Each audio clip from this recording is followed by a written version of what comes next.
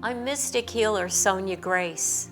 I work long distance all over the world on health issues, emotional trauma and wounds, mental dysfunction, and spiritual guidance. I'm like a surgeon who goes in and repairs hearts and livers, kidneys, spleens, illness and disease, all on an energetic level. As a child, I trained as a classical ballerina and went on to dance and act for a decade at the Oregon Shakespeare Festival. My favorite play was Romeo and Juliet. I'm sharing the parallels of two star-crossed lovers and their love with today's love and the desire to heal the heart. As a mystic healer, I'm looking at patterns and cycles of love and karma all day long.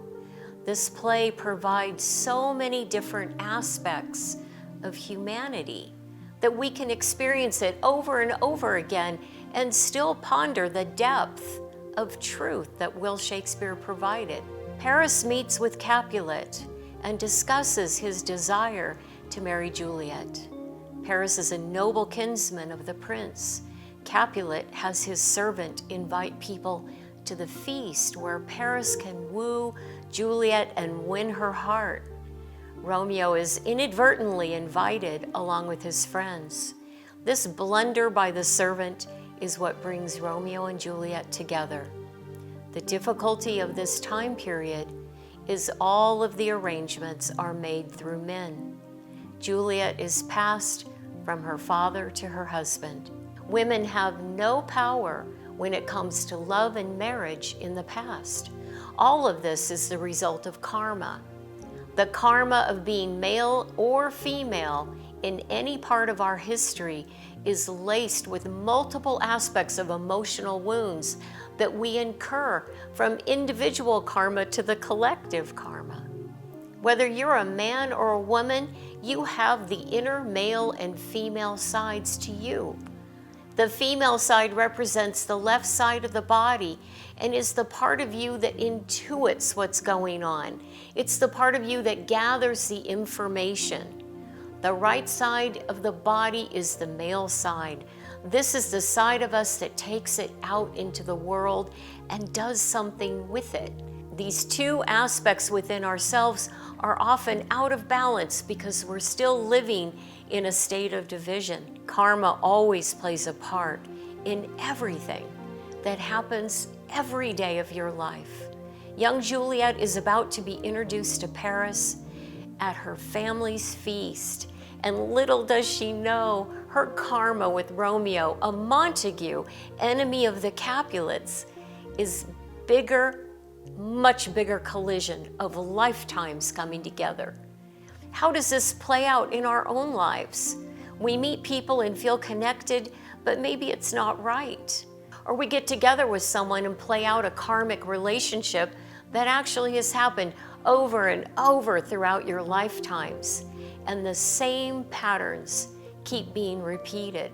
That's because karma is nothing more than unresolved emotional wounds.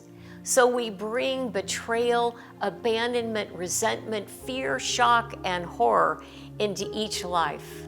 The difficulty in living many lifetimes on planet Earth is taking responsibility for our actions.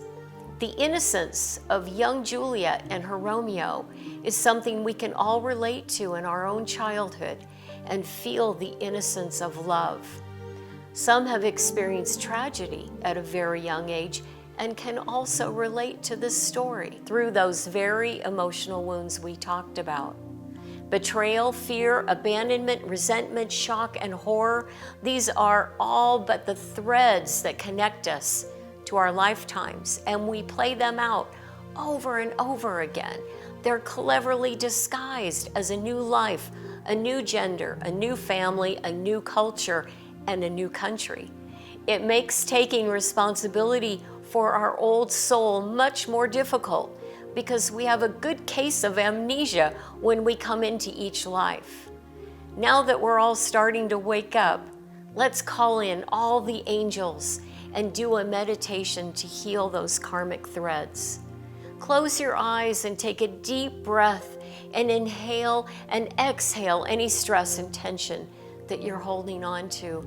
Release it into the earth. Visualize you sitting in front of you, just like you're looking in a mirror. I want you to look yourself deep into your own eyes with your soul eyes and say, I love you, I forgive you, please forgive me. And feel love coming out of your heart and wrapping you up like a big cocoon. I want you to do this every day with everyone in your family and everyone you've ever had difficulty or discourse with. And start the healing process now. I look forward to seeing you next time when I discuss how we cope and manage expectations.